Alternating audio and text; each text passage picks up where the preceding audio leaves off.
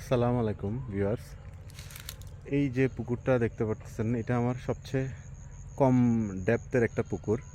এই পুকুরটাতে আমরা এই হালদার কিছু মাছ এনে ফেলেছিলাম গত 2 বছর আগে। তো গত সপ্তাহের আগের সপ্তাহে এটা আমরা পুরা হারভেস্ট, মানে হারভেস্ট না, অ্যাকচুয়ালি হারভেস্ট বলতে তো বিক্রি করা, আমরা আসলে এটা এখান থেকে ট্রান্সফার করে মাছগুলো সব এটাতে দিয়েছি।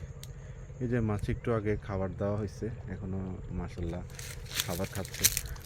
এখন এই পুকুরটাতে ইচ্ছা আছে আগামীবার সিপি বা কোয়ালিটির তেলাপিয়ার পোনা নার্সিং করব। কারণ নার্সিং করতে হলে আপনাকে সবচেয়ে কম ডেপথ তালা, মানে পুকুরটা 4 ফিট 5 ফিট, এর বেশি হলে মানে নার্সারি পোনাগুলা আপনারা টিকাতে পারবেন না।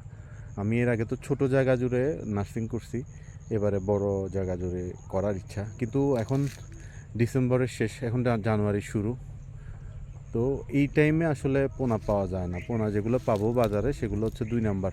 যেই বলবে পোনা দিচ্ছে এগুলো আপনারা বিশ্বাস করবেন না, এগুলো হচ্ছে 2 নাম্বার, ভালো পোনা না। ভালো জাতের পোনা মার্চ এপ্রিলের আগে পাওয়া যায় না।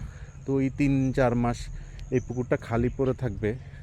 তো আমার মা আমাকে বলল যে এখানে আমরা, এটা যেহেতু ল্যান্ড এই 4 ফিটে, 3 ফিট 4 ফিটের বেশি গভীরতা নয়, এটা 80 শতকের একটা পুকুর।